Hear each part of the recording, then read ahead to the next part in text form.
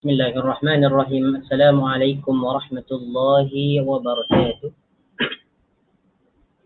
إن الحمد لله نحمده ونستعينه ونستغفره ونعوذ بالله من شرور أنفسنا ومن سيئات أعمالنا. من يهده الله فلا مضل له ومن يضلله فلا هادي له. أشهد أن لا إله إلا الله وحده لا شريك له وأشهد أن محمدا عبده ورسوله لا نبي بعده. اللهم صل وسلم على نبينا محمد وعلى آل محمد كما صليت على إبراهيم وعلى آل إبراهيم إنك حميد مجيد، وبارك على محمد وعلى آل محمد كما باركت على إبراهيم وعلى آل إبراهيم إنك حميد مجيد. اللهم لا سهل إلا ما جعلته سهلا وتجعل الحزن إذا شئت سهلا. رب اشرح لي صدري ويسر لي أمري واحلل عقدة من لساني يفقهوا قولي. أما بعد، ikhwani wa akhwati fillah, azani Allah wa iyyakum. Pertama, kita bersyukur kepada Allah Subhanahu wa taala dengan mengatakan alhamdulillahirabbil alamin, karena di hari ini kita diberikan nikmat yang sangat agung, yaitu nikmat sehat dan nikmat masa yang sangat luas, sehingga dengan nikmat yang diberikan oleh Allah Subhanahu wa taala kepada kita, kita dapat mempergunakannya dalam hal kebaikan, yaitu menuntut ilmu, terkhususnya mempelajari tentang kejadian baginda Nabi sallallahu alaihi wasallam, sama ada berkaitan dengan khuluqiyah dan khalqiyah, yaitu halak baginda Nabi sallallahu alaihi wasallam atau yang berkaitan dengan kejadian beliau. Nah, tuan-tuan puan-puan yang dirahmati oleh Allah Subhanahu wa taala, insyaallah kita akan sambung pelajaran kita, yaitu bacaan kitab Syama'ilun Nabi, di mana masih lagi berkaitan dengan salatul duha, yaitu salat duha baginda Nabi sallallahu alaihi wasallam.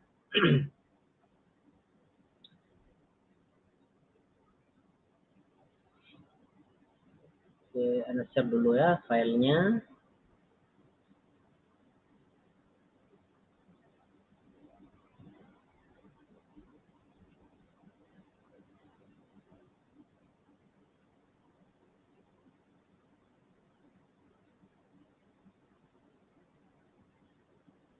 Baik, kita sampai kepada hadis yang ke-291. Ini merupakan hadis yang berkaitan dengan salat duha baginda Nabi sallallahu alaihi wasallam, di mana salat duha ini merupakan salat yang sangat penting, sehingga dari saking pentingnya baginda Nabi sallallahu alaihi wasallam berwasiat kepada Abu Hurairah supaya jangan meninggalkan 3 hal. Di antaranya yang disebutkan dalam hadis itu adalah salatul duha, yaitu salat duha. Kemudian kita sekarang sampai kepada hadis yang ke-291. Hadis ini merupakan hadis yang dibawakan oleh Aisyah radhiyallahu anha. Ya. Di sini Abdullah bin Syaqiq bertanya kepada Aisyah. Qultu li Aisyah, "Akana an-nabiy sallallahu alaihi wasallam yusalli ad-duha?" Qalat, "La, illa an yaji'a min maghibihi." Ya, sebagaimana yang sudah dijelaskan pada minggu lepas, bahwasanya baginda Nabi sallallahu alaihi wasallam melakukan salat duha, ya, sebagaimana yang disebutkan dalam hadis minggu lepas. Di antaranya ada yang berjumlah 4 rakaat, ya. Ini jumlah salat duha baginda. Kemudian ada diriwayatkan lagi 6 rakaat. Kemudian diriwayatkan lagi ada yang 8 rakaat. Ini salat baginda Nabi sallallahu alaihi wasallam berdasarkan riwayat yang sahih, yaitu 4 rakaat, 6 rakaat, kemudian 8 rakaat. Nah, jadi bagaimana kita cara melaksanakan salat duha? Mana yang kita pilih? Adakah kita nak ambil yang 4 rakaat ke, atau 8 ke, atau 6 ke? Kita boleh memilih. Boleh kita memilih mana yang sesuai dengan kita, mana yang boleh kita amalkan. Kalau kita ini ingin melakukan atau ingin mengambil yang berjumlah 8 rakaat atau 6 rakaat, dipersilakan. Ini merupakan sesuatu yang sangat baik untuk dilakukan. Ataupun kalau kita tidak boleh melakukan 4 rakaat, 6 rakaat, 8 rakaat, boleh kita ambil 2 rakaat saja. Yang itu merupakan rakaat duha yang paling sedikit. Ya, setidaknya adalah 2 rakaat. Ya. Nah, apa maksud di sini daripada Abdullah bin Syaqiq? Dia berkata, "Qultu li Aisyah." Aku berkata kepada Aisyah. Aku bertanya kepada Aisyah. Kata Abdullah bin Syaqiq, "Akana Nabi sallallahu alaihi wasallam yusalli duha?" Adakah baginda Nabi sallallahu alaihi wasallam mengerjakan salat duha? atau melakukan salat duha? Ini pertanyaan Abdullah bin Syakik kepada Aisyah untuk memastikan tentang kesabitan salat duha tersebut. Ya, tentang kesabitan salat duha. Ya, jadi kata Abdullah bin Syakik, adakah baginda Nabi sallallahu alaihi wasallam melakukan salat duha? Ya. Apa jawaban Aisyah? Ya, jawaban Aisyah, qalat, dia menjawab, la, tidak. Ini jawaban dalam hadis ini tidak. Kata Aisyah, baginda Nabi sallallahu alaihi wasallam tidak melakukan salat duha. Dalam hadis ini, illa ayyaji'a min maghibihi. Ini ada istisna.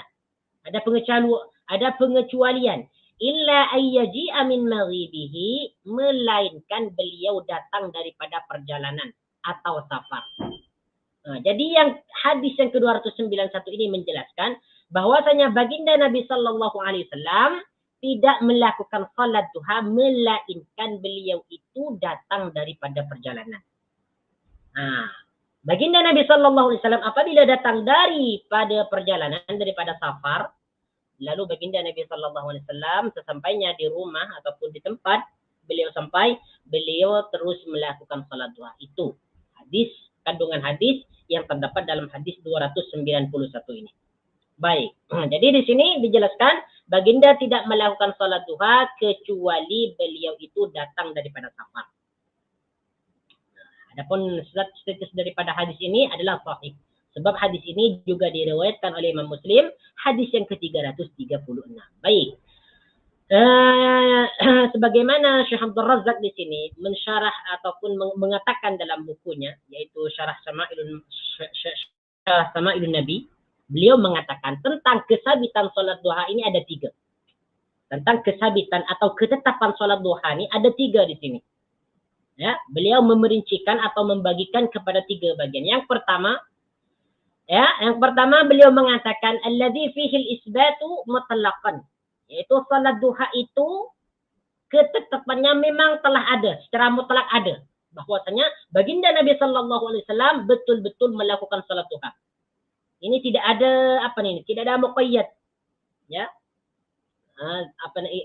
Maksudnya secara mutlak sama ada beliau duduk di rumah ataupun datang daripada perjalanan, beliau tetap melakukan salat duha. Ini ketetapan yang pertama. Ya, sebagaimana dalam hadis yang sudah disebutkan bahwasanya Aisyah ditanya, adakah baginda Nabi sallallahu alaihi wasallam melakukan salat duha?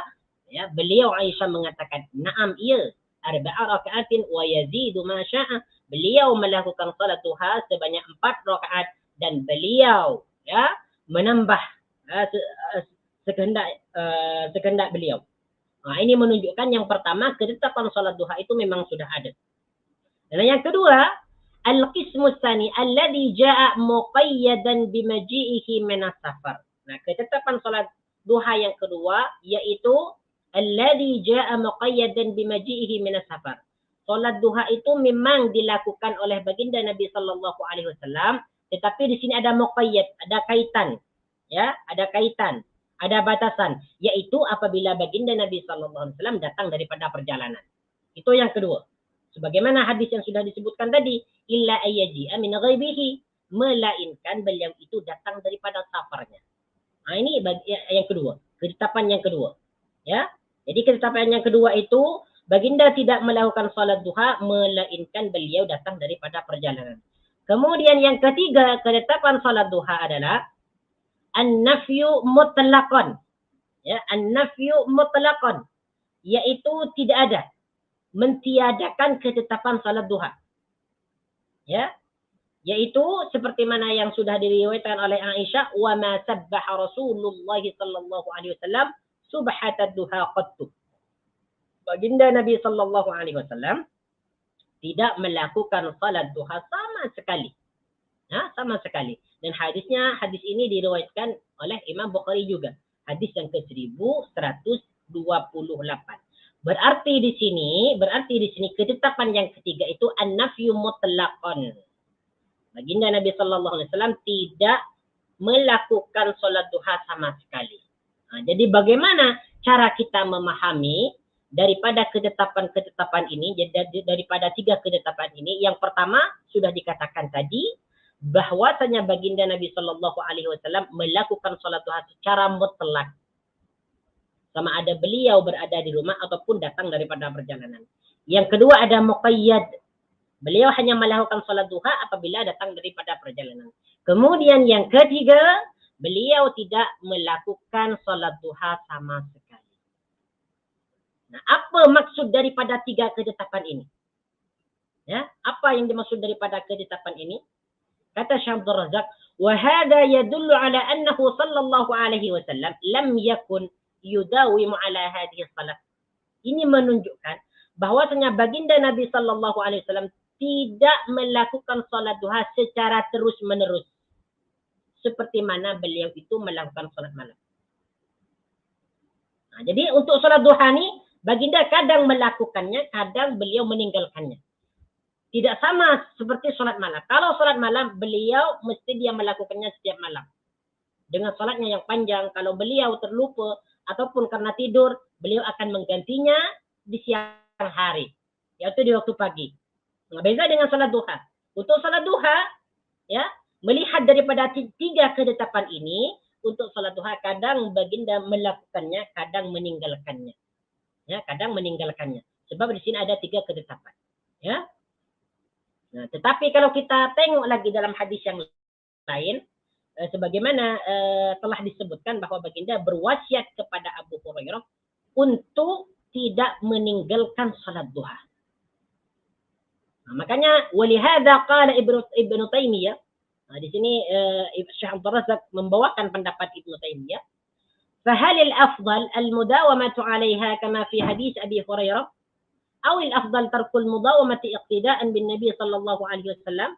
Nah, jadi kata Ibnu Taimiyah setelah beliau melihat hadis-hadis yang menjelaskan tentang tentang kesabitan salat duha, beliau mengatakan, adakah yang lebih utama itu mengerjakan salat duha secara terus-menerus sebagaimana yang terdapat dalam hadis Abu Hurairah, ataupun yang lebih utama meninggalkan salat duha itu secara terus-menerus karena mengikuti petunjuk Nabi. Nah, hadza mimma tanaza'u fihi. Ini merupakan sesuatu yang diperselisihkan oleh ulama. Jadi ada yang mengatakan lebih baiknya adalah dilakukan secara terus-menerus. Ada yang mengatakan lebih baiknya tidak dilakukan secara terus-menerus. Kadang dia dilakukan, kadang dia ditinggalkan. Nah, kemudian wal ashbaha ayyuqal, ya. Wal ashbaha ayyuqal, kemudian pendapat yang boleh kita yang boleh kita pilih, yang agak serupa, yang boleh kita pilih maksudnya, man kana mudawaman ala qiyamil laili aw nahu 'anil mudawamati ala salati duha. Sesiapa yang terbiasa melakukan salat malam, maka dia cukuplah. Ya, cukup. Tidak perlu lagi untuk melakukan salat duha secara terus-menerus. Kama kana Nabi sallallahu alaihi wasallam yaf'alu, sebagaimana baginda Nabi sallallahu alaihi wasallam melakukannya. Wa man kana yanamu an qiyamil laili fa salatu duha badalun an qiyamil laili. Tetapi sesiapa yang tidak melakukan salat malam, maka hendaklah dia melakukan salat duha sebagai ganti daripada qiyamul lail. Jadi inilah kaul yang serupa, ya, perkataan yang serupa yang boleh kita pilih lah. Jadi bagi orang yang terbiasa melakukan salat malam, maka hendaknya dia tidak melakukan salat duha secara terus-menerus. Ini sebagaimana dilakukan oleh baginda Nabi sallallahu alaihi wasallam. Tetapi orang yang tidak mengerjakan salat malam, maka hendaklah dia melakukan salat duha secara terus-menerus. Nah, ini yang boleh kita lakukan. Tetapi kalau kita nak istiqamah, nak kita menjaga atau nak melazimkan di dalam mengerjakan salat duha, ini lebih baik. Ini merupakan sesuatu yang sangat baik karena ini merupakan wasiat baginda Nabi sallallahu alaihi wasallam kepada Abu Hurairah supaya beliau itu tidak meninggalkan salat duha. Adakah Abu Hurairah itu meninggalkan salat malam? Tidak. Beliau adalah sahabat yang sangat agung, yang sangat mulia, yang sangat bertakwa kepada Allah Subhanahu wa taala. Hampir semua yang dikerjakan oleh baginda Nabi sallallahu alaihi wasallam dicontoh oleh Abu Hurairah. Adakah Abu Hurairah meninggalkan salat malam? Sehingga baginda Nabi sallallahu alaihi wasallam berwasiat kepada Abu Hurairah untuk meninggalkan salat duha? Tidak. Ya, Abu Hurairah tetap melakukan salat malam dan juga tidak pernah meninggalkan salat duha.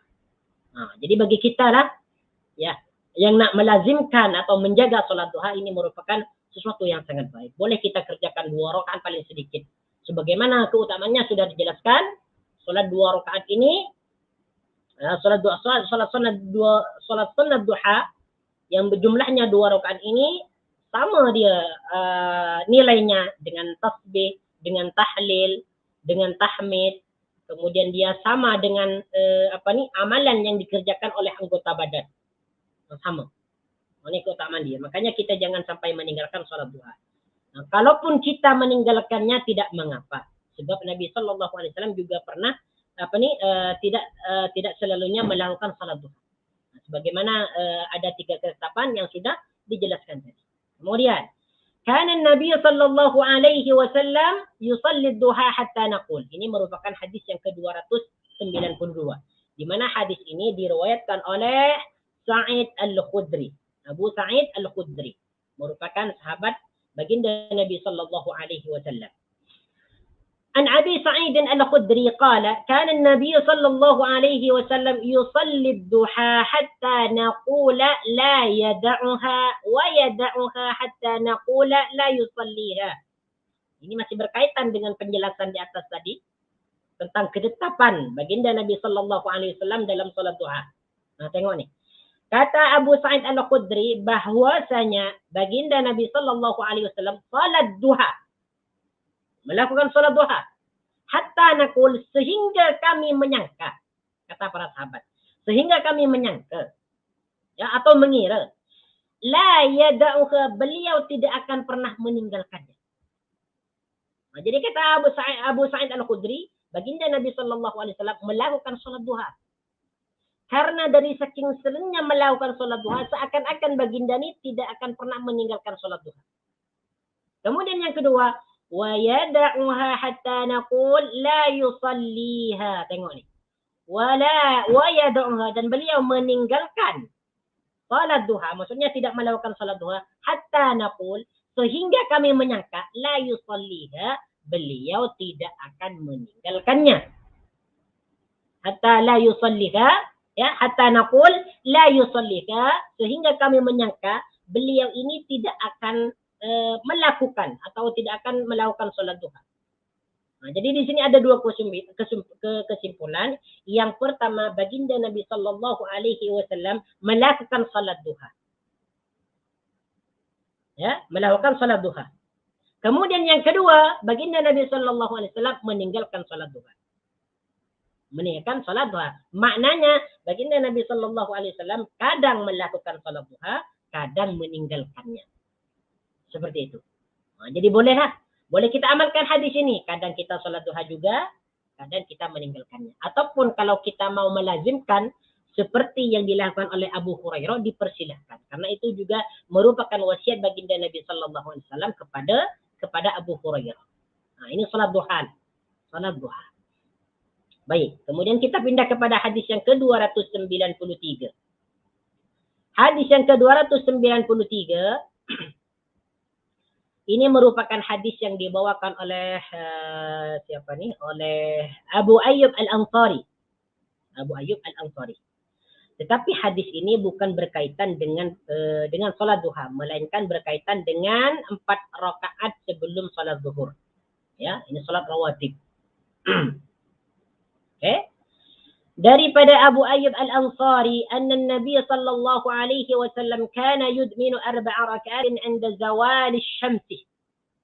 Ya, daripada Abu Ayyub Al-Ansari bahwasanya baginda Nabi sallallahu alaihi wasallam yudminu 4 raka'atin 'inda zawal asy-syams, yaitu melazimkan, ya, 4 rakaat salat sunnah inda zawali syamsi, ketika matahari tergelincir.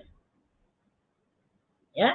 Faqultu ya Rasulullah, innaka tudminu hadhihi al-4 raka'atin inda zawali syamsi. Faqala inna abwab as-sama'i tuftahu inda zawali syamsi fala turtaju hatta tusalla adh-dhuhr.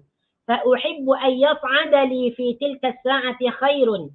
Qultu afi kullihinna qira'atun? Qala na'am. Qultu hal fihinna taslimun fasilun? Qala la. Tengok ni. Jadi yang pertama, Al-Ansari ini, Abu Ayyub Al-Ansari menceritakan bahwasanya baginda Nabi SAW itu melazimkan menjaga solat 4 rakaat setelah tergelincirnya matahari. Maknanya ini adalah 4 rakaat qabliyatul zuhri. 4 rakaat sebelum salat zuhur. Beliau sangat menjaga ini. Fakultu, maka aku bertanya kepada baginda Nabi, kata Abu Ayyub Al-Ansari, ya Rasulullah, wahai Rasulullah, innaka tudminu hadhihi al-4 raka'atin inda zawali syamsi. Sesungguhnya engkau ni melazimkan atau sentiasa melakukan 4 rakaat ketika matahari tergelincir. Jadi Abu Ayyub Al-Ansari ini bertanya, apa alasan baginda ni? Kenapa baginda Nabi SAW ni? Apa alasan engkau ni melazimkan 4 rakaat sebelum atau setelah matahari tergelincir? Kenapa? Kata Abu Ayyub Al-Ansari. Faqala, apa jawaban baginda Nabi SAW? Jadi Abu Ayyub Al-Ansari ini mungkin dia nak tahu keutamaan, keistimewaan, fadilat 4 rakaat setelah matahari tergelincir. Maksudnya 4 rakaat sebelum solat zuhur. Kira-kira apa keistimewaan dia? Ya. Maka beliau menjawab, inna abwabas samai, sesungguhnya pintu-pintu langit tuftahu, terbuka. Inda zawali syamsi, ketika matahari tergelincir. Fala turtaju hatta tusalla zuhru, maka pintu-pintu tersebut tidak akan ditutup sehingga solat zuhur dikerjakan. Atau setelah selesainya solat zuhur. Jadi kata baginda Nabi SAW bahwasanya pintu-pintu langit itu terbuka setelah matahari tergelincir. Jadi pintu-pintu langit itu akan terbuka. Ya, terbuka ya ketika matahari tergelincir. Fala turtaju hatta tusalla zuhru, maka pintu-pintu tersebut tidak akan tertutup kecuali setelah solat zuhur selesai. Jadi baginda Nabi SAW ni, fa uhibbu an yas'ada li fi tilka as-sa'ati khairun, dan aku suka dan aku ingin agar amalan-amalan kebaikku ni dinaikkan ke langit di waktu itu, di waktu terbukanya langit. Makanya di sini baginda Nabi SAW tidak meninggalkan 4 rakaat salat sunnah sebelum zuhur, karena di waktu itu pintu-pintu langit dalam keadaan terbuka. Jadi baginda ingin ya amalan kebaikannya, yaitu amalan solatnya, diangkat ke langit dalam keadaan terbuka pintu-pintu langit. Nah, kemudian lagi Abu Ayyub Al-Ansari berkata, qultu, aku bertanya lagi kepada baginda, afi kullihinna qira'atun? Qultu, aku berkata, afi kullihinna qira'atun, adakah di dalam solat 4 rakaat itu terdapat bacaan selain daripada surah Fatihah? Nah, adakah dalam 4 rakaat ini ada bacaan-bacaan tertentu selain daripada surat Fatihah? Qala na'am, daripada surat Fatihah. Qala iya. Qala, dia berkata na'am, iya. Ada bacaan tertentu. Maksudnya bacaan Al-Quran lah, bukan selain daripada bacaan Al-Fatihah. Qultu, aku bertanya lagi. Hal fihinna taslimun fasilun? Adakah di dalam 4 rakaat tersebut dipisah dengan salam? Maksudnya 2 rakaat dipisah dengan salam, 2 rakaat dipisah dengan salam. Ya. Kata Abu Ayyub Al-Ansari. Qala, dia berkata la. Beliau berkata la, tidak. Jadi maksudnya yang 4 rakaat itu, 4 rakaat sebelum zuhur ni dilakukan tanpa dipisah dengan salam. Maksudnya 4 rakaat dilakukan sekaligus. Cuma di sini taraf daripada hadis ini adalah dhaif. Ya. Taraf daripada hadis ini adalah dhaif. Baik. Kemudian hadis yang ke-294 ini sama hadisnya dengan hadis yang ke-293. Baik, kalau kita ni tengok dalam terjemahan dia, iaitu hadis yang ke berapa ni? hadis yang ke-280 yang tadi itu ya. Jadi tarafnya di sini adalah dhaif. Ya, tak boleh kita amalkan lah. Sebab biasanya 4 rakaat yang dilakukan oleh baginda Nabi Sallallahu Alaihi Wasallam itu biasanya adalah dilakukan 2 rakaat. Ya. Baik, kita pindah kepada hadis berikutnya, yaitu hadis yang ke-295. 295 hadis ini dibawakan oleh Abdullah bin Sa'id. Hadis ini lebih kurang sama dengan di atas tadi. Maksud dengan pemahamannya ini kurang lebih sama. Daripada Abdullah bin Sa'id anna Rasulullah sallallahu alaihi wasallam kana yusalli arba'an ba'da an tazula asy-syamsu qabla adh-dhuhr wa qala innaha sa'atun tuftahu fiha abwabus sama'i fa uhibbu an yas'ada li fihi 'amalun salihun. Masyaallah, tabarakallah rahman. Jadi tengok ni bagaimana baginda Nabi sallallahu alaihi wasallam, kenapa beliau itu tidak pernah tidak meninggalkan 4 rakaat setelah tergelincirnya matahari. Maksudnya salat sunnah qabliyah. Nah, tengok alasan dia.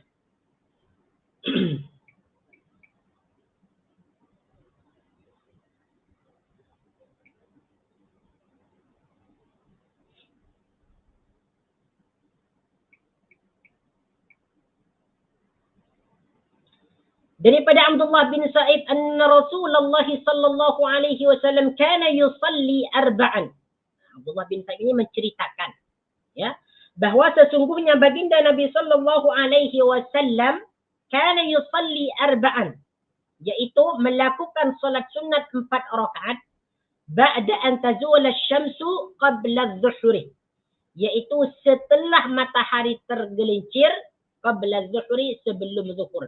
Maknanya baginda Nabi sallallahu alaihi wasallam melakukan solat sunat 4 rakaat sebelum solat zuhur. Wa qala, dan beliau berkata, innaha sa'atun tuftahu fiha abwabus sama'. Sesungguhnya di waktu itu, yaitu di waktu matahari tergelincir, ya, pintu-pintu langit dalam keadaan terbuka. Fa uhibbu an yas'ada li fihi amalun salihun, maka aku suka agar amalan-amalan salihku ini diangkat ke langit di waktu itu. Ini pemahamannya atau maksudnya lebih kurang sama dengan hadis yang di atas tadi. Ya.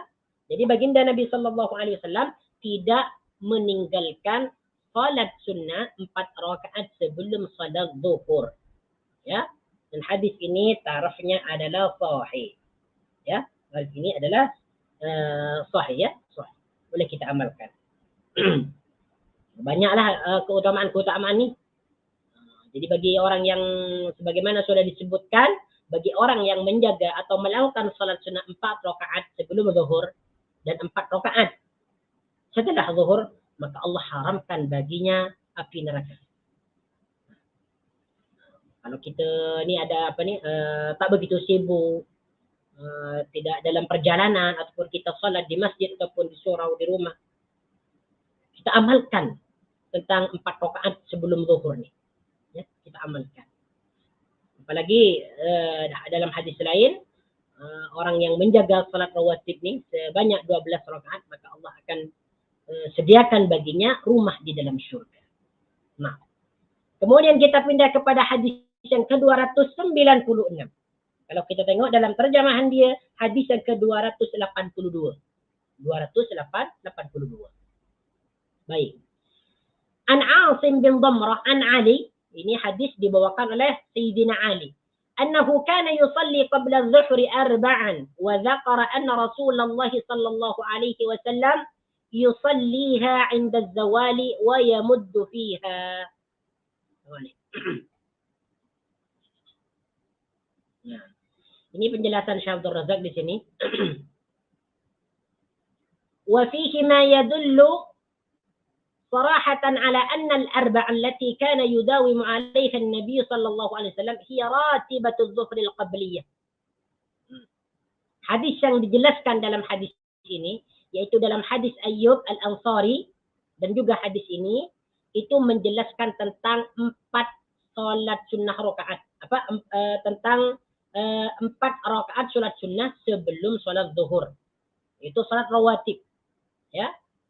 Wa fihi al-hasu ala salati hadhihi al-arba'i raka'atin qabla salati adh-dhuhri. Dan di dalam hadis itu menganjurkan, terdapat anjuran untuk mengerjakan 4 rakaat salat sunnah sebelum salat zuhur. Jadi di sini bukan salat duha, walaupun dalam tajuknya disebutkan oleh Imam At-Tirmidzi adalah salat duha.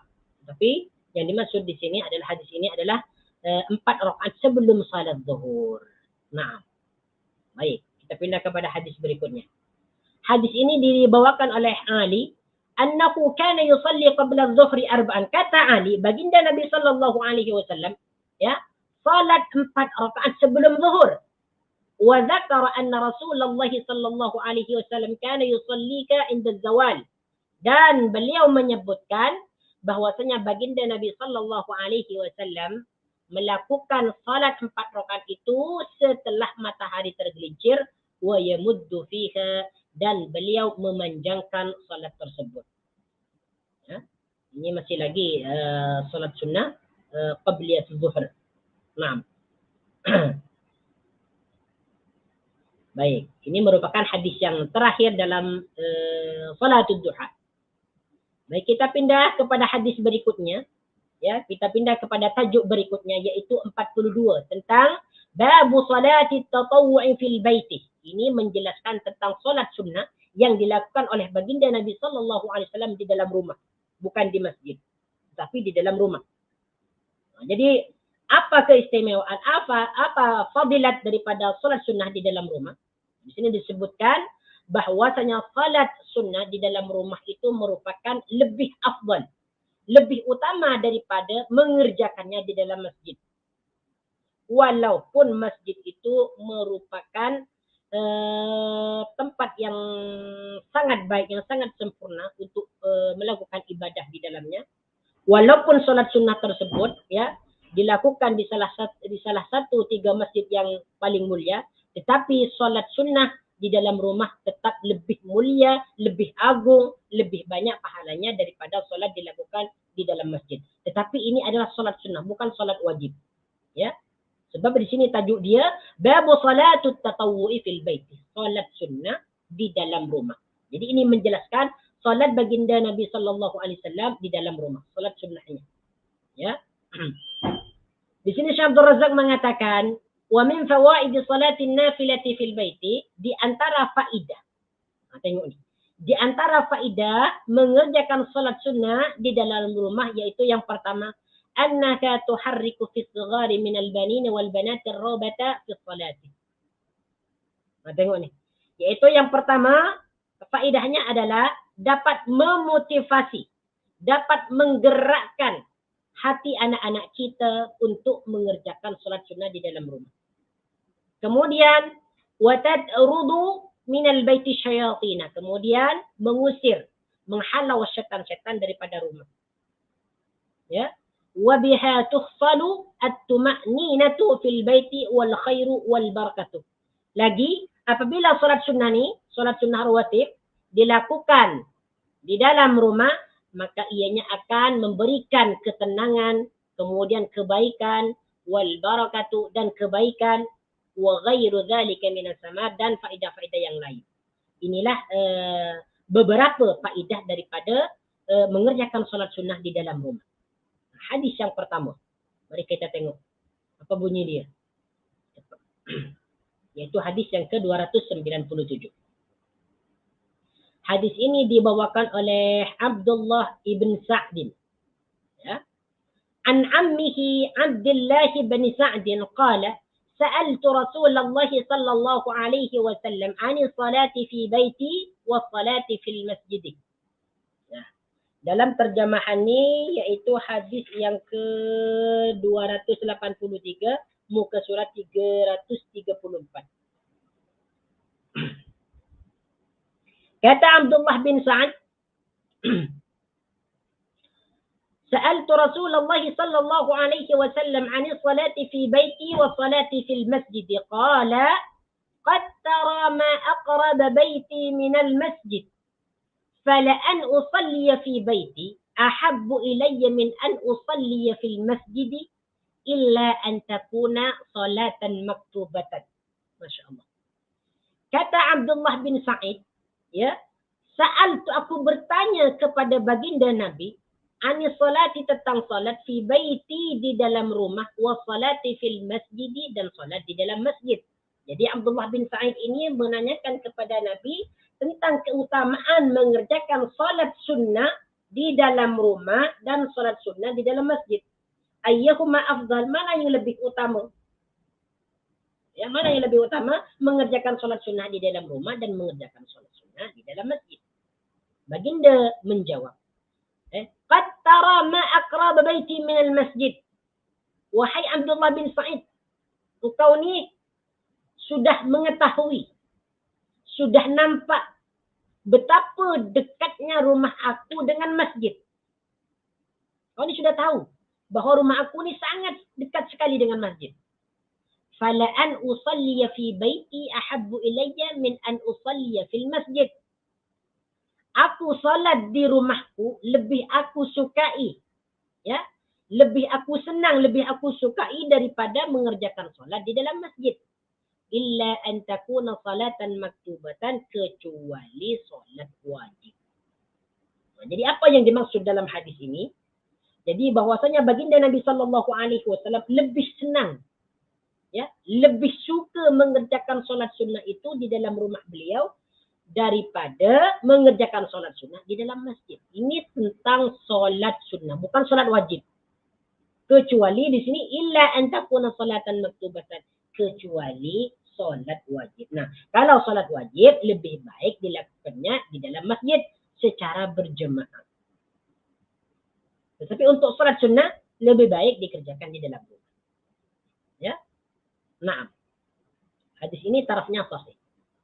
Jadi kalau kita boleh yang biasa pergi ke masjid atau surau, ya, untuk melakukan solat wajib atau solat 5 waktu, maka sebelum mereka pergi ke masjid boleh melakukan solat sunnah di dalam rumah. Seperti sholat zuhur. Jadi sebelum dia pergi ke masjid untuk sholat zuhur, sholat 4 rakaat ataupun 2 rakaat di dalam rumah. Kemudian sholat zuhur di masjid. Setelah sholat zuhur di masjid, terus balik ke rumah, sholat sunnah lagi 2 rakaat di dalam rumah. Ataupun 4 rakaat di dalam rumah. Sama dengan kita sholat maghrib. Kalau kita nak pergi masjid, nak melakukan sholat maghrib, maka sholat maghrib di masjid. Selepas kita mengerjakan solat maghrib, kita balik ke rumah lalu mengerjakan solat sunnah 2 rakaat. Begitu juga dengan solat isya. Begitu juga dengan solat subuh. Ya, ini tentang solat sunnah, bukan solat wajib. Nah, jadi kesimpulan dia, solat sunnah lebih baik dilakukan di dalam rumah, sedangkan solat wajib lebih baik dilakukan di dalam masjid. Baik.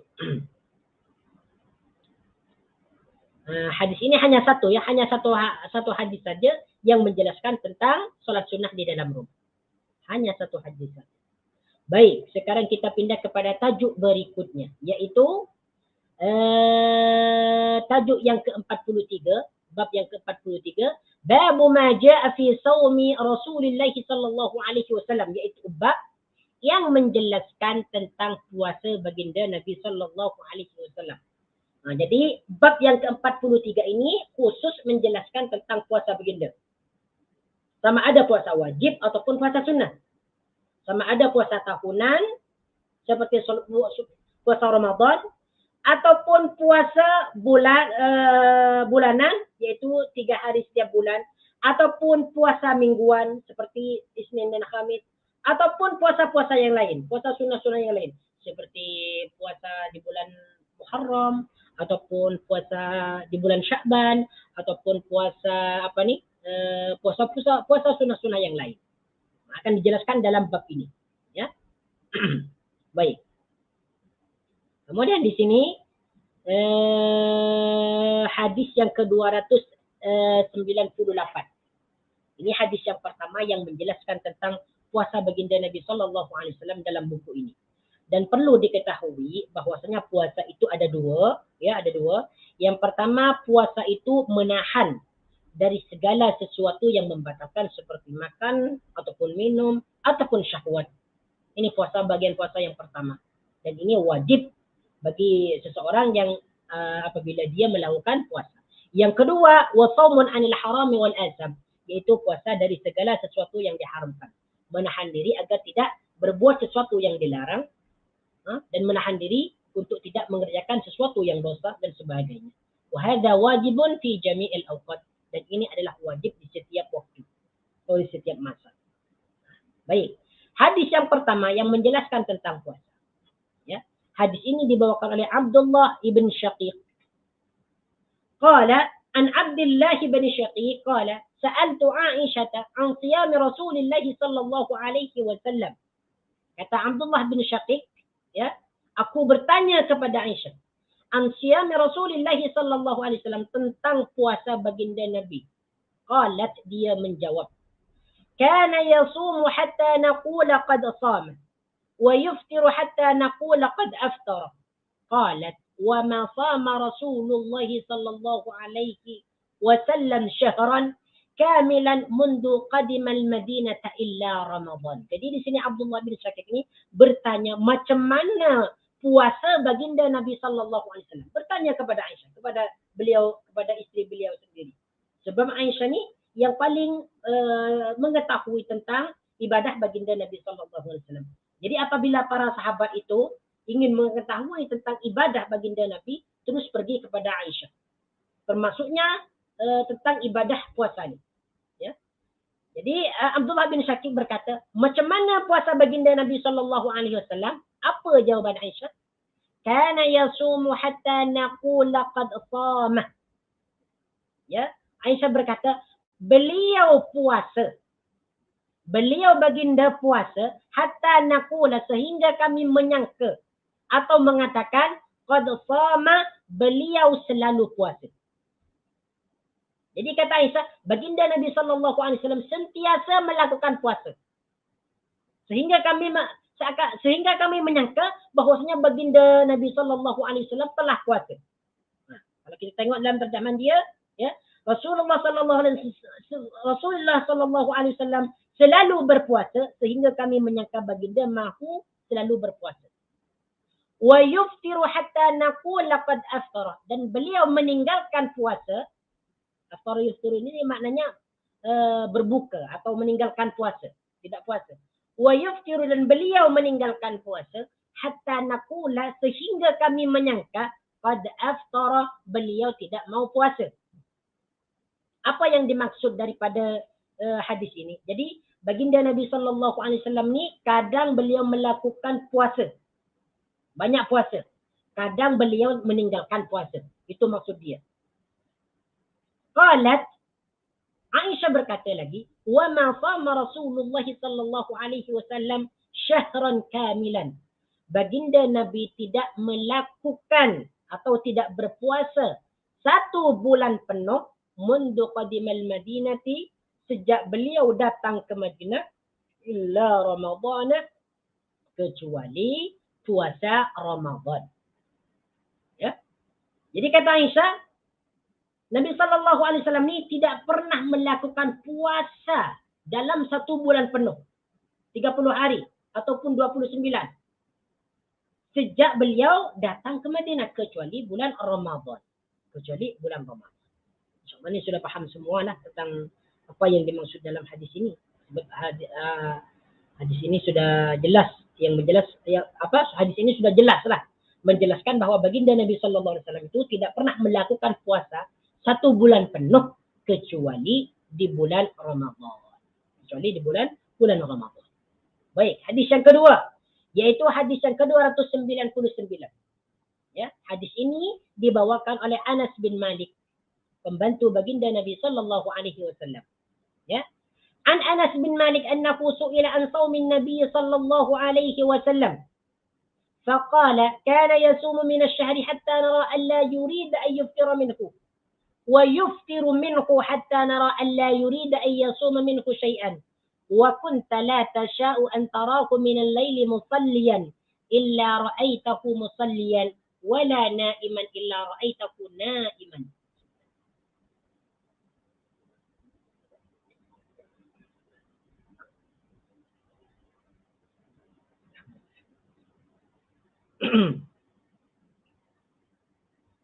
Ya.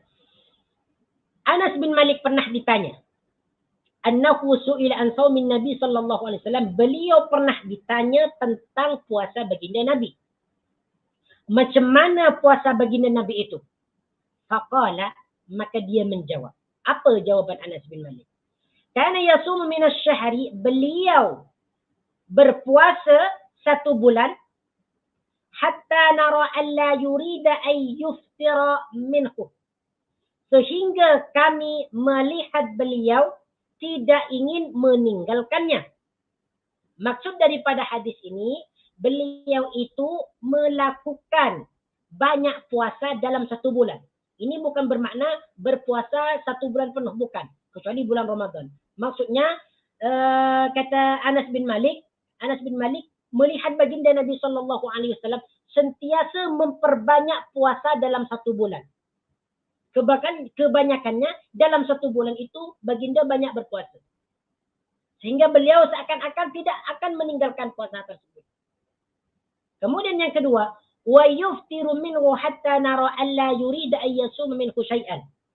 Dan kadang beliau itu meninggalkan puasa selama 1 bulan. Seakan-akan beliau tidak akan pernah melakukan puasa di bulan itu. Ini maksud dia. Jadi kadang-kadang baginda itu memperbanyak puasa dalam 1 bulan. Kadang-kadang beliau itu seakan-akan tidak melakukan puasa sama sekali dalam 1 bulan. Itu maksud dia. Kecuali puasa Isnin dan Khamis ataupun 3 hari sebulan dan sebagainya. Wa kunta la tasha'u an tarahu min al-laili musalliyan illa ra'aitahu musalliyan.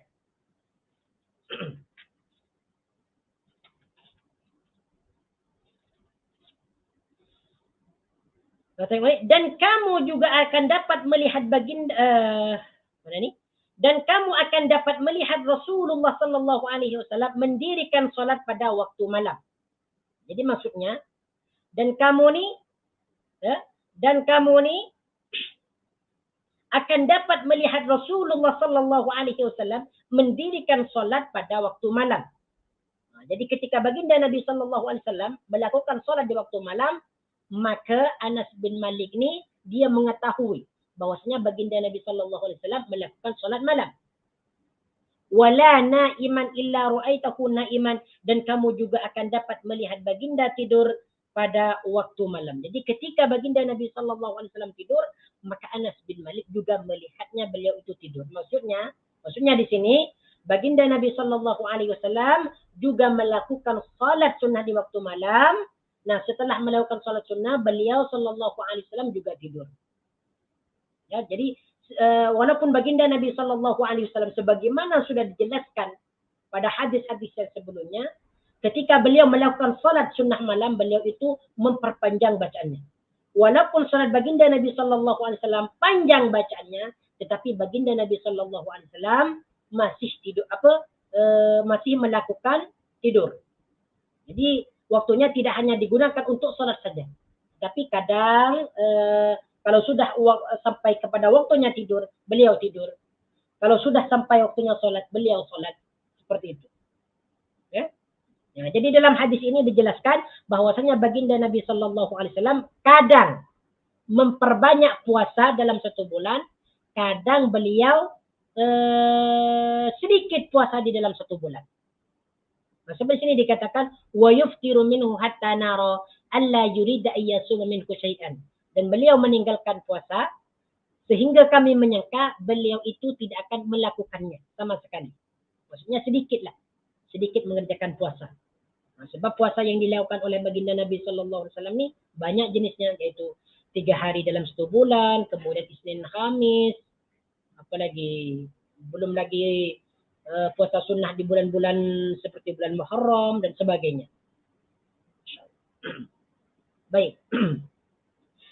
Kemudian hadis berikutnya yaitu hadis yang ke-300. Nah, ini kita sudah sampai kepada hadis yang ke-300. Maknanya sudah 300 hadis yang kita pelajari berkaitan dengan khuluqiyah dan khalqiyah baginda Nabi sallallahu alaihi wasallam. Bayangkan 300 hadis ya. Kalau kita boleh amalkan, masya-Allah. Tabarakallah rahman. Baik, hadis yang ke-300 ni, kalau tengok dalam terjemahan dia, hadis yang ke-286. 86, ha? Oh, bukan.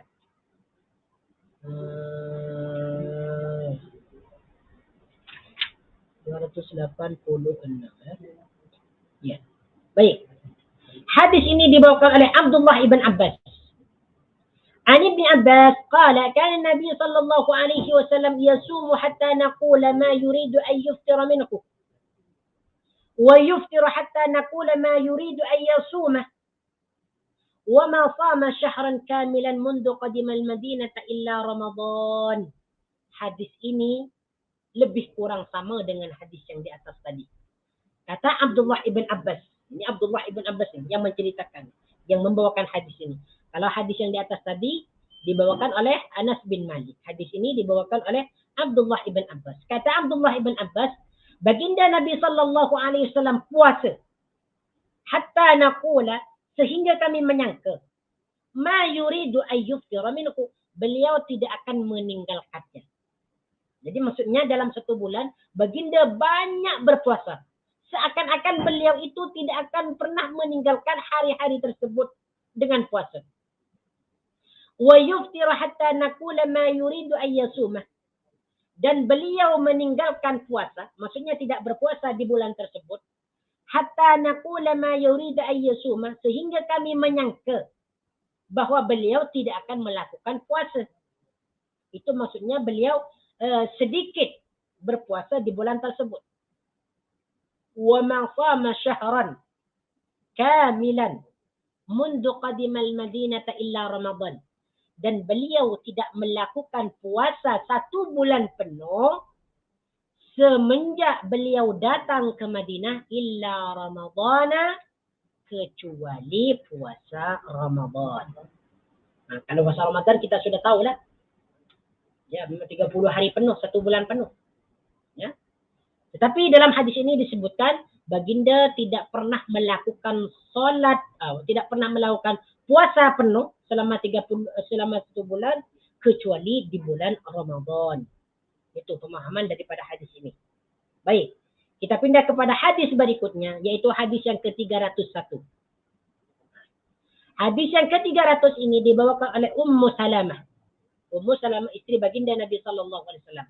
Kata Ummu Salamah, qalat ma ra'aitu an-nabiy sallallahu alaihi wasallam yasumu shahrayn mutatabi'ain illa Sya'ban wa Ramadan.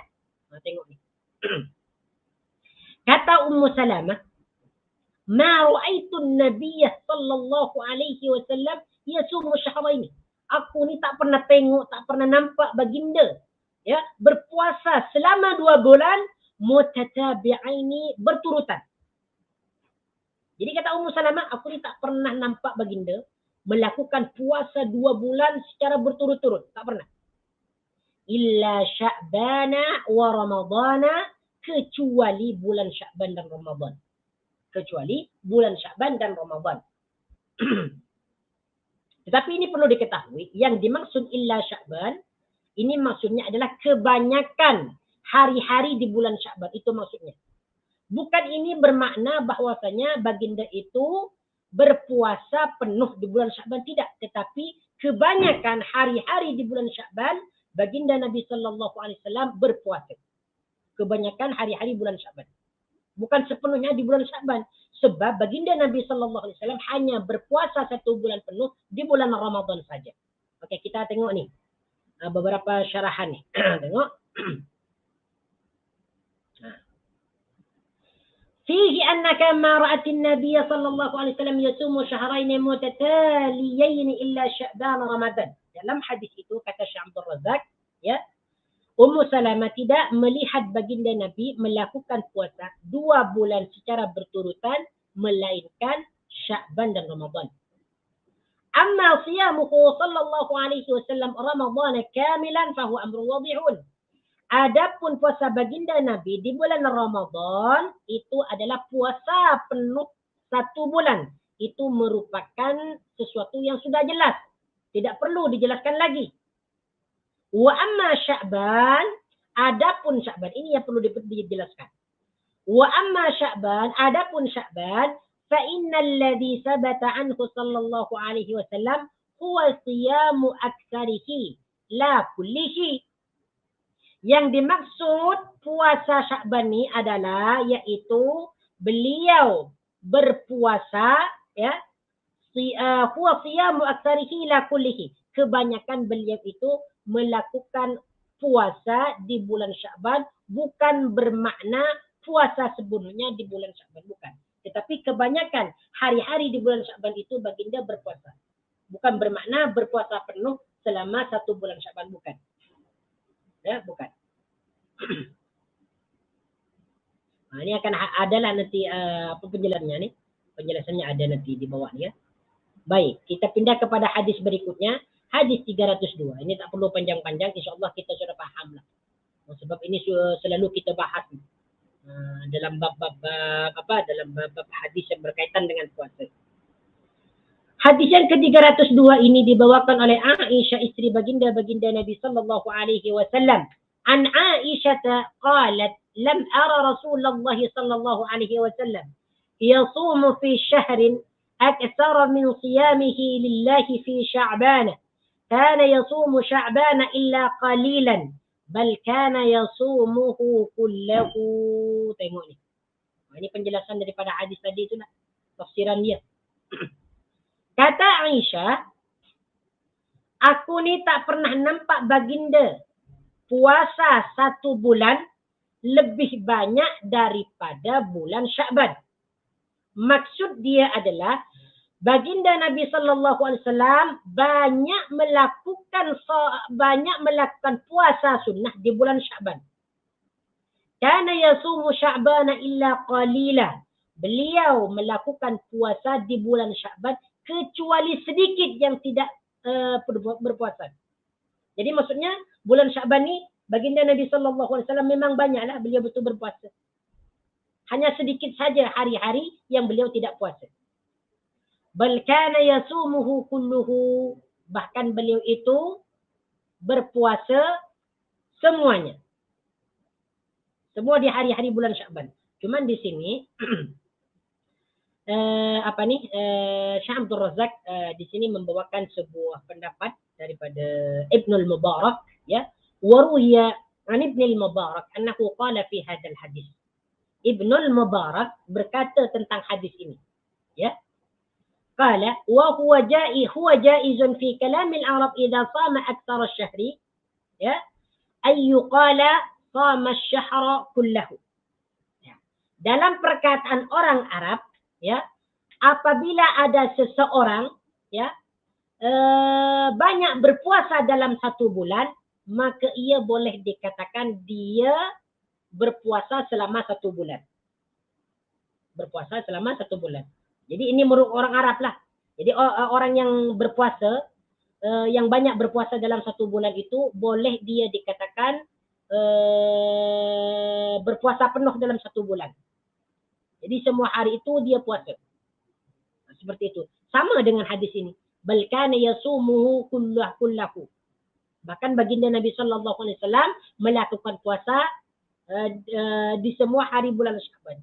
Tetapi ini maksudnya kebanyakannya di bulan Sya'ban baginda melakukan puasa. Bukan bermakna sepenuhnya di bulan Sya'ban, tidak. Ya? Tidak. Nah, tengok ni. Sebagaimana juga terdapat dalam riwayat Muslim dalam sahihnya, yaitu hadis yang ke 1156. Tengok ni. Fa innahu rawahu an Aisyah radhiyallahu anha annaha qalat, sebagaimana disebutkan dalam riwayat Aisyah ya, bahwasanya Aisyah berkata, kana yasumu Sya'bana kullahu. Tengok ni. Baginda Nabi sallallahu alaihi wasallam berpuasa di bulan Sya'ban semuanya. 1 bulan penuh di bulan Sya'ban. Kana yasumu Sya'bana illa qalilan. Beliau berpuasa 1 bulan di bulan Sya'ban illa qalilan, kecuali sedikit. Illa qalilan, kecuali sedikit. Maknanya perkataan yang kedua ni, yang pertama ini menyatakan bahwasanya baginda Nabi sallallahu alaihi wasallam puasa penuh selama 1 bulan di bulan Sya'ban. Cuman yang kedua dikatakan kana yasumu Sya'ban illa qalila. Beliau puasa di bulan Sya'ban kecuali sedikit. Jadi perkataan yang kedua ini seperti mana yang dikatakan oleh Imam Nawawi, ya. As-sani tafsirun lil awwali. Perkataan yang kedua ni, kana yasumu Sya'ban illa qalila, ini merupakan penafsiran daripada perkataan yang pertama. Jadi maksud dia adalah baginda kebanyakan di bulan Sya'ban itu berpuasa. Bukan bermakna berpuasa satu bulan penuh di bulan Sya'ban. Bukan bermakna seperti itu.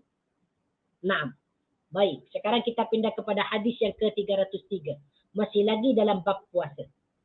Hadis ini dibawakan oleh Abdullah.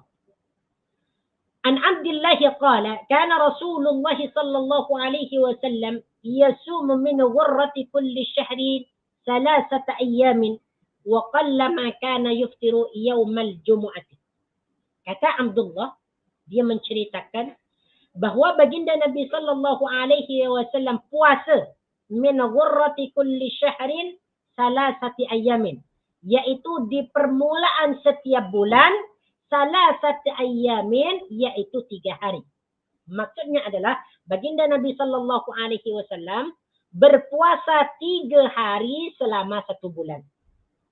Berpuasa 3 hari setiap 1 bulan, terutamanya di permulaan bulan. Min ghurrati kulli syahrin, di permulaan bulan. Wa qallama kana yuftiru yaumal jum'ati, dan beliau jarang, ya, dan beliau jarang atau sedikit sekali meninggalkan puasa di hari Jumat. Ini bermaksud, ini kan sudah disebutkan tadi bahwasanya baginda Nabi sallallahu alaihi wasallam berpuasa 3 hari di setiap permulaan bulan.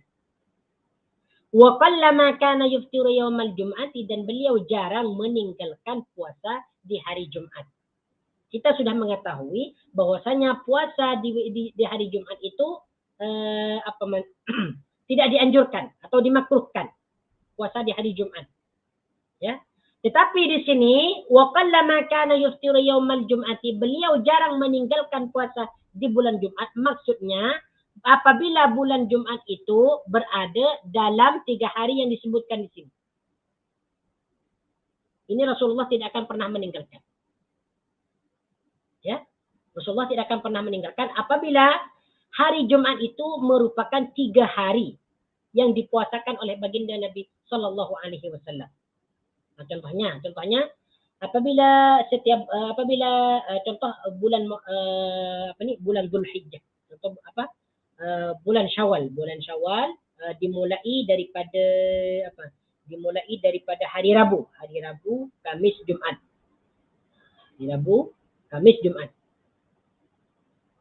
Ketiga hari ini baginda Nabi sallallahu alaihi wasallam akan berpuasa 3 hari. Ya. Dan hari Jumat ini tidak akan ditinggalkan oleh baginda Nabi sallallahu alaihi wasallam. Kenapa sebabnya? Karena ketika itu baginda melakukan puasa selama 3 hari. Sebab puasa 3 hari ini merupakan anjuran baginda Nabi sallallahu alaihi wasallam. Di mana keutamaannya? Puasa 3 hari itu sama pahalanya dengan pahala 1 tahun. Ini dalam hadis yang sahih. Ya, dalam hadis yang sahih. Tengok ni. Dalam Musnad Imam Ahmad disebutkan daripada Abu Hurairah, ya. Baginda Nabi sallallahu alaihi wasallam bersabda, "Saumu syahri sabri," yaitu syahri Ramadan, "wa saumu 3 ayyamin min kulli syahrin saumud dahr." Yang bermaksud yaitu puasa di bulan Ramadan, yaitu di bulan kesabaran. Maksudnya bulan kesabaran ini adalah bulan Ramadan, dan juga puasa 3 hari setiap bulan, saumud dahri, yaitu sama dengan berpuasa selama 1 tahun. Saumud dahri, puasa 1 tahun. Masya Allah, tabarakallah. Baik. Okey, untuk puasa 3 hari ni boleh kita kerjakan di awal bulan ataupun di pertengahan ataupun di akhir. Ataupun kita boleh mengerjakannya secara terpisah. Ya, secara terpisah. Contoh kita puasa hari Isnin. Untuk yang pertama kali lah. Kemudian yang kedua kita nak puasa di hari Kamis. Kemudian yang ketiga, kita nak puasa di hari Rabu. Boleh dibuat seperti itu. Jadi untuk 3 bulan ni boleh kita lakukan secara sekaligus ataupun kita lakukan secara terpisah. Ini tidak mengapa. Ya. Di sini dikatakan, Syekh Abdul Razak mengatakan, wa hadhihi al-ayyamu thalatha in syi'ta sumtaha min awal syahr. Puasa yang 3 hari ini boleh kamu mengerjakannya di awal bulan, atau min wasatihi ataupun di pertengahannya, atau min akhirihi ataupun di akhirnya. Mujtami'atan secara secara satu sekaligus, atau mutafarriqatan ataupun secara terpisah. Jadi puasa 3 hari ini boleh dilakukan sekaligus 3 hari berturutan ataupun secara terpisah. Sama ada ia dilakukan di awal bulan ataupun di pertengahannya ataupun di akhirnya, dipersilakan, tidak mengapa. Ya, tidak mengapa. Tidak ada masalah dalam hal ini. Cuma untuk puasa 3 hari ini yang lebih utama lagi dilakukan di hari-hari putih, fi ayyamil bayd, yaitu di hari-hari putih. Seperti tanggal 13, tanggal 14, tarikh 13, tarikh 14, tarikh 15. Ya, itu 3 hari 13 hari bulan, 14 hari bulan, kemudian 15 hari bulan. Itu yang paling baiknya, yang paling eloknya untuk melakukan puasa 3 hari setiap bulan. Sebab ada hadis-hadis yang menyatakan seperti itu.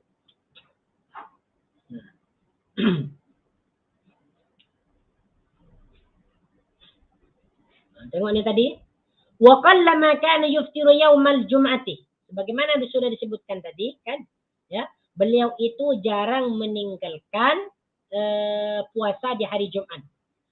Ai annahu kana yuksiru min siyamihi. Baginda banyak berpuasa di hari Jumat. Walaysa ma'na kada annahu kana yufriduhu min bisiyam. Hadis ini tidak bermaksud bahawa baginda Nabi sallallahu alaihi wasallam mengkhususkan puasa sunnah di hari Jumat. Bukan seperti itu. Ya. Sebagaimana baginda Nabi sallallahu alaihi wasallam bersabda, qala la yasumanna ahadukum yaumal jum'ati illa yauman qablahu aw ba'dahu. Janganlah di antara kamu melakukan puasa sunnah di hari Jumat illa yauman, kecuali telah melakukan puasa sunat sebelumnya, 1 hari sebelumnya ataupun 1 hari sesudahnya. Ini akan ada penjelasannya nantilah. Ya. Baik, kemudian kita pindah kepada hadis yang ke-304. Hadis yang ke-304 ini dibawakan oleh Aisyah radhiyallahu anha. Kalau kita tengok dalam terjemahan dia, iaitu hadis yang ke berapa ni? Hadis yang ke-290. Muka surat 341. Kata Aisyah, kana Nabi sallallahu alaihi wasallam yataharra shaum al-itsnain wal khamis. Kata Aisyah ini menjelaskan tentang puasa Isnin dan Khamis. Kata Aisyah bahwasanya baginda Nabi sallallahu alaihi wasallam yataharra, bersungguh-sungguh melakukan puasa di hari Isnin wal Khamis dan hari Kamis. Ini merupakan sunnah baginda Nabi sallallahu alaihi wasallam. Jadi bagi kita ni solat bukan solat. Puasa Isnin dan Khamis ni sebenarnya sangat penting. Kerana ini merupakan sunnah baginda Nabi sallallahu alaihi wasallam. Jadi ini kata Aisyah, yataharra ini maknanya bersungguh-sungguh. Bersungguh-sungguh. Hampir saja baginda Nabi sallallahu alaihi wasallam tidak pernah meninggalkan puasa Isnin dan Khamis. Bersungguh-sungguh. Makanya bagi kita ni perlu kita ikuti ni, perlu kita contoh. Ya. Sebab kita di dunia ini diciptakan oleh Allah Subhanahu wa taala untuk beribadah. Memang untuk puasa Isnin dan Khamis ini tidak ada paksaan. Cuman fadilatnya, keutamaan ini sangat besarlah bagi kita. Ya. Selain kita diberikan pahala, kemudian amal kita akan diangkat di hari Isnin dan Khamis sebagaimana akan dijelaskan nanti di hadis berikutnya. Ini sangat penting sebenarnya bagi kita. Walaupun tidak ada paksaan, sebab kita sudah banyak kan belajar tentang hadis ini, hadis itu, tentang puasa dan sebagainya. Jadi eloklah, sangat baik untuk kita amalkan. Jangan kita tinggal. Ataupun kita hanya pelajari saja tanpa mengamalkannya. Jadi dalam hadis yang ke-304 ini menjelaskan tentang keutamaan berpuasa Isnin Khamis, di mana baginda Nabi Sallallahu Alaihi Wasallam bersungguh-sungguh berpuasa di hari Isnin dan Khamis. Baik. Apa hikmah? Ya, apa hikmahnya atau apa faidahnya dianjurkannya puasa Isnin dan Khamis? Ini akan dijelaskan dalam hadis berikutnya, yaitu hadis yang ke-305.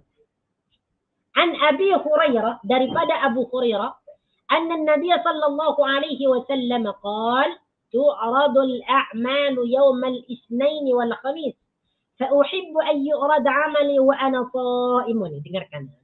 Perhatikan dengan baik-baik. Kenapa baginda Nabi sallallahu alaihi wasallam itu ya bersungguh-sungguh melakukan puasa Isnin dan Khamis? Ini Abu Hurairah menceritakan bahwasanya baginda Nabi sallallahu alaihi wasallam bersabda, tu'radul a'malu yaumal isnain, bahwasanya semua amalan diperlihatkan atau dilaporkan kepada Allah yaumal isnain, yaitu pada hari Isnin, wal Khamis, dan hari Khamis. Nah, jadi dalam hadis ini kata Abu Hurairah bahwasanya baginda Nabi sallallahu alaihi wasallam ini pernah bersabda, sesungguhnya semua amalan itu akan diperlihatkan. Akan diperlihatkan kepada Allah Subhanahu wa taala, akan dilaporkan kepada Allah Subhanahu wa taala di hari Isnin wal Khamis dan hari Kamis. Fa uhibbu an yu'rad 'amali wa ana sha'imun, kata baginda Nabi. Dan aku ingin dan aku suka agar amalanku ini diperlihatkan wa ana sha'imun, sedangkan aku berpuasa. Nah, tengok ni. Fa uhibbu an yu'rad 'amali wa ana sha'imun, dan aku suka dan aku ingin agar amalanku ini diangkat ke langit wa ana sha'imun, sedangkan aku ketika itu sedang berpuasa. Inilah kenapa baginda Nabi sallallahu alaihi wasallam gemar atau bersungguh-sungguh melakukan puasa Isnin dan Khamis. Karena di hari Isnin dan Khamis setiap amalan hamba itu akan dibawa naik dan akan diperlihatkan kepada Allah Subhanahu wa taala. Akan dinaikkan kepada Allah Subhanahu wa taala. Ini tentang keutamaan puasa Isnin dan Khamis. Puasa Isnin dan Khamis. Jadi setiap amalan hamba itu berarti diangkat ke langit itu 2 kali setiap minggu. 2 kali setiap minggu. Yaitu hari Isnin dan Khamis. Makanya kita kalau boleh di hari itu, hari Isnin dan Khamis, kalau boleh kita puasa. Karena ketika itu amalan kita sedang diperlihatkan kepada Allah Subhanahu wa taala. Mana yang melakukan yang melakukan kebaikan, mana yang melakukan keburukan, kejahatan dan sebagainya akan diperlihatkan. Ya, akan diperlihatkan. Tengok ni.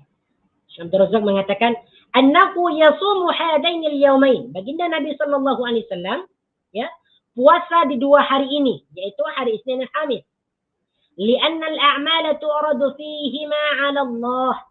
Karena sesungguhnya amalan-amalan diperlihatkan ya di hari tersebut kepada Allah Subhanahu wa taala. Fa ahabba sallallahu alaihi wasallam an yu'rid 'amalahu huwa sha'imun. Maka baginda Nabi sallallahu alaihi wasallam mahu atau suka agar amalannya ketika diangkat ke langit beliau dalam keadaan berpuasa. Fa'amalul laili yurfa'u qabla an-nahar. Amalan di waktu malam diangkat sebelum siang. Wa amalun nahari yurfa'u qabla al-lail. Dan amalan siang diangkat sebelum malam. Wa a'malul usbu'i tu'radu fi yawmil Itsnain wal Khamis. Dan amalan-amalan setiap minggu ya tu'radu diperlihatkan fi yaumil Itsnain wal Khamis, di hari Isnin dan Khamis. Wa a'malus sanati tu'radu fi syahri Sya'ban, sedangkan amalan-amalan dalam 1 tahun akan diangkat fi syahri Sya'ban, di bulan Sya'ban. Untuk amalan 1 tahun ni akan diangkat ke langit di bulan Sya'ban. Jadi setiap amalan 1 tahun itu akan diangkat, akan dilaporkan kepada Allah Subhanahu wa taala di bulan Sya'ban. Makanya di sini sebagaimana disebutkan dalam sebuah hadis, baginda Nabi sallallahu alaihi wasallam memperbanyak puasa di bulan Sya'ban. Salah satunya ketika beliau ditanya nih oleh seorang sahabat yang bernama Usama bin Zaid. Ini disebutkan dalam Sahihun Nasa'i, ya. Syekh-Albani mengatakannya hadis ini adalah hasan, yaitu hadis yang ke-2356. Dalam hadis Nasa'i 2357. Kemudian dalam riwayat Ahmad hadis yang ke-21753. Ada seorang sahabat yang bertanya, "Ya Rasulullah, wahai Rasulullah, lam araka tasumu syahran min asy-syuhuri ma tasumu min Sya'ban." Aku tidak nampak engkau ni melakukan puasa 1 bulan, ya, seperti yang kau lakukan di puasa Sya'ban. Aku ni tak pernah melihat engkau ni melakukan puasa 1 bulan kecuali di bulan Sya'ban. Maksudnya banyak melakukan puasa di bulan Sya'ban. Qala, beliau berkata, "Zalika syahrun yawfulun nasu anhu baina Rajab wa Ramadan." Ya. Di bulan itu, yaitu bulan Sya'ban, merupakan bulan di mana manusia lalai, ya, daripadanya di antara Rajab dan Ramadan. Jadi maksudnya bulan Sya'ban ni banyak dilalaikan oleh manusia. Ya. Wa huwa syahrun turfa'u fihi al-a'malu ila rabbil alamin. Bulan Sya'ban itu merupakan bulan di mana semua amalan diangkat menghadap Allah Subhanahu wa taala, Rabbul Alamin. Fa uhibbu an yurfa'a 'amali wa ana sha'imun, dan aku ingin agar amalanku ini diangkat ke langit dan aku dalam keadaan berpuasa. Tengok ni. Padahal baginda Nabi sallallahu alaihi wasallam merupakan nabi yang sudah maksum, dijamin masuk syurga, semua amalannya bernilai pahala, tidak ada yang beliau kerjakan melainkan amalan soleh semuanya. Tetapi beliau masih lagi, ya, berpuasa di bulan Sya'ban. Bahkan beliau banyak sekali berpuasa di bulan Sya'ban. Ini menunjukkan kepada kita agar kita ini mencontohi beliau sallallahu alaihi wasallam di dalam berpuasa. Jadi kalau kita bolehlah di bulan Sya'ban, ya, di bulan Sya'ban kita perbanyaklah berpuasa. Sebab di bulan itu semua amalan akan diangkat ke langit, diperlihatkan kepada Allah Subhanahu wa taala selama 1 tahun. Jadi boleh kita simpulkan daripada hadis ini bahwasanya hadis yang ke-305 ini bahwasanya baginda Nabi sallallahu alaihi wasallam suka mengerjakan puasa Isnin dan Khamis sebab beliau ingin amalannya diangkat ke langit dan beliau dalam keadaan berpuasa. Masya-Allah, tabarakallah. Di antara hikmah yang lain kenapa beliau itu mengerjakan puasa Isnin, beliau pernah ditanya dalam Sahih Muslim disebutkan, yaitu hadis yang ke 1162, beliau pernah ditanya, annahu sallallahu alaihi wasallam su'ila an shaumi yaumil Isnin. Beliau ditanya tentang puasa Isnin. Faqala, beliau menjawab, dzaka yaumun wulidtu fihi. Ya, di hari itu aku dilahirkan. Itulah mengapa baginda Nabi sallallahu alaihi wasallam berpuasa di hari Isnin. Naam. Kemudian kita pindah kepada hadis berikutnya, yaitu hadis yang ke-306. Masih lagi dalam bab puasa. Hadis ini dibawakan oleh Aisyah radhiyallahu anha. An Aisyah qalat, kana an-nabiy sallallahu alaihi wasallam yasumu min asy-syahri as-sabta wal-ahada wal-itsnain. Wa min asy-syahri al-akhari ath-thulatha'a wal-arba'a wal-khamisa. Hadis ini tarafnya adalah hadis tengok dalam terjemahan dia. Hadis hasan, ya, tarafnya dia hasan. Hadis yang ke-292. Daripada Aisyah bahwasanya baginda Nabi sallallahu alaihi wasallam berpuasa, kana Nabi sallallahu alaihi wasallam yasumu min asy-syahr. Beliau pernah melakukan puasa as-sabta di hari Sabtu, wal ahada dan hari Ahad, wal isnaina dan hari Isnin. Mungkin yang dimaksud di sini adalah puasa 3 hari setiap bulan, yaitu hari Sabtu, hari Ahad dan hari Isnin. Wa min asy-syahril akhari, dan di bulan lain, jadi pada suatu bulan baginda Nabi sallallahu alaihi wasallam berpuasa hari Sabtu, hari Ahad, hari Isnin. Wa min asy-syahril akhari, dan di bulan yang lain, as-sulatsa'a wal arba'a wal khamisa, yaitu hari Selasa, kemudian hari Rabu dan kemudian hari Khamis. Ini pun juga berturutan, hari Selasa, Rabu dan Khamis. Mungkin yang dimaksud di sini adalah puasa 3 hari setiap bulan. 3 hari setiap bulan. Ataupun di hari-hari putih. 13, 14, 15. Nah. Baik. Kemudian kita pindah kepada hadis berikutnya, yaitu hadis yang ke-307. Masih lagi dalam bab puasa. Hadis ini dibawakan oleh Aisyah radhiyallahu anha. An Aisyah qalat, "Ma kana Rasulullah sallallahu alaihi wasallam yasumu fi syahrin aktsara min siyamihi fi Sya'ban."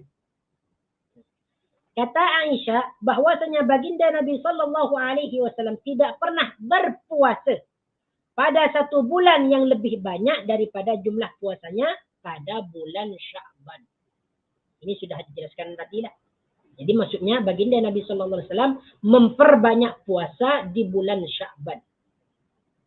Memperbanyak puasa di bulan Sya'ban. Tidak sama dengan bulan-bulan yang lain. Untuk bulan Sya'ban, baginda memang memperbanyak puasa. Tapi tidak puasa satu bulan penuh. Kebanyakan hari-hari di bulan Sya'ban baginda Nabi berpuasa. Ya? Oke, kemudian kita pindah kepada hadis berikutnya. Hadis ini dibawakan oleh Mu'adzah.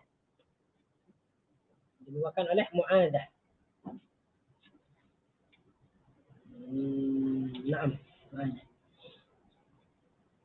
An Yazid ar-Rishki qala sami'tu Mu'adzah qalat qultu li Aisyah أكان رسول الله صلى الله عليه وسلم يصوم 3 أيام من كل شهر؟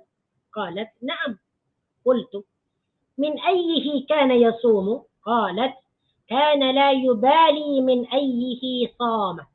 Ini Mu'adzah ini berkata atau bertanya kepada Aisyah. Kata Mu'adzah, qultu li Aisyah, aku bertanya kepada Aisyah. Ini menanyakan tentang puasa baginda. Ya, itu dari saking pentingnya puasa. Akana Rasulullah sallallahu alaihi wasallam yasumu 3 ayyam? Adakah baginda Nabi berpuasa 3 hari fi kulli syahrin? Ya, di setiap bulan. Jadi Mu'adzah ini bertanya kepada Aisyah, adakah baginda ini berpuasa 3 hari selama 1 bulan? Setiap 1 bulan? Qalat, jawaban Aisyah, na'am, iya. Betul. Baginda Nabi berpuasa 3 hari tiap bulan. Qultu, aku tanya lagi. Jadi Mu'adzah bertanya lagi kepada Aisyah. Min ayyihi kana yasumu? Tengok ni. Min ayyihi kana yasumu? Pada hari apakah baginda itu puasa? Hari apa? Kalau saya boleh tahu. Kata Mu'adzah. Qalat, kana la yubali min ayyihi yasama. Aisyah menjawab, baginda tidak pernah memilih hari untuk berpuasa. Karena untuk 3 hari ni kita bebas lah. Untuk puasa 3 hari ni kita bebas nak pilih hari Jumaat ke Sabtu Ahad ataupun Isnin, Selasa, Rabu ataupun Khamis, Jumaat, Sabtu, boleh. Tidak mengapa. Yang penting 3 hari setiap bulan. Ataupun kalau kita nak ambil waktu yang sangat sesuai, yang sangat afdal, yang sangat agung, iaitu bulan-bulan hari-hari putih. Ya, 13, 14, 15. Itu yang sangat dianjurkan. Yang sangat afdal. Tetapi kalau kita boleh milih. Yang penting kita puasa 3 hari setiap bulan. Jadi di sini kata Aisyah, kana la yubali min ayyihi sama. Beliau itu tidak begitu peduli, tidak begitu memperhatikan. Tidak begitu memperhatikan hari apa beliau berpuasa 3 hari. Yang penting beliau puasa 3 hari itu je. Baik, kemudian kita pindah kepada hadis berikutnya. Naam, hadis berikutnya yaitu tentang puasa di hari Ashura. Ini puasa Muharram lah. InsyaAllah kita akan sambung pada minggu hadapan. Kita cukupkan di sini saja. Iaitu hadis yang ke-309. Ini akan dijelaskan pada minggu hadapan insyaAllah ta'ala. 6. Apabila ada kebenaran itu datangnya daripada Allah Subhanahu wa ta'ala. Apabila ada kesilapan itu datangnya daripada saya sendiri. 6. هذا والله تعالى أعلم أقول قولي هذا أستغفر الله العظيم لي ولكم سبحانك اللهم وبحمدك أشهد أن لا إله إلا أنت أستغفرك وأتوب إليك وصلى الله على سيدنا محمد وعلى آله وصحبه وبارك وسلم تسليما كثيرا والحمد لله رب العالمين. السلام عليكم ورحمة الله.